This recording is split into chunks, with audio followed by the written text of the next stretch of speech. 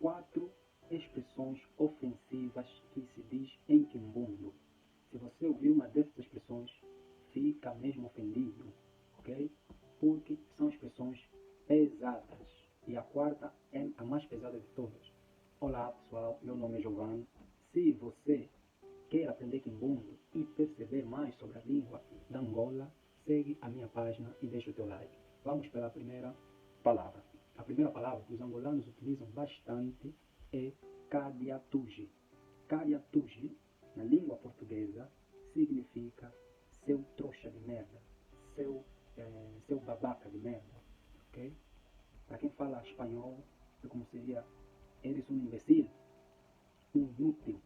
Então, alguém que te diz isso está insultando você, está ofendendo você, ok? Agora, para quem fala italiano, o stronzo, como já disse, stronzo de merda. Vamos para a segunda palavra. A segunda palavra é wakambiosono. Não aceite que alguém te diga wakambiosono, porque essa pessoa te despreza. Essa pessoa diz que você é alguém sem vergonha, ok? Alguém sem caráter, ok? Por quê? Porque wakambiosono, um exemplo, ei wakambiosono kukalani ngombidi, por exemplo. Dizem, por exemplo, o significado disso é: você não tem caráter, você não tem vergonha de ser um gombide violador, ok? Essa palavra está sempre atrelada com uma expressão ruim. Então, não aceite que alguém te diz que você é um sem caráter, ok? Vamos para a terceira palavra, que é mais pesada ainda, que é o famoso Mona de Akiwaya. O Mona de Akiwaya, Macambamana, Mona de Akiwaya significa filho da... Você sabe muito bem, ok? Kiwaya quer dizer uma mulher de vida fácil. Então, dizer que você é filho dessa mulher de vida fácil. Não aceita. Fica mesmo com ginginda. Ginginda quer dizer raiva. Fica mesmo chateado, ngone. Fica mesmo bem ngone da tua vida, ok? Porque é uma ofensa que é muito utilizada.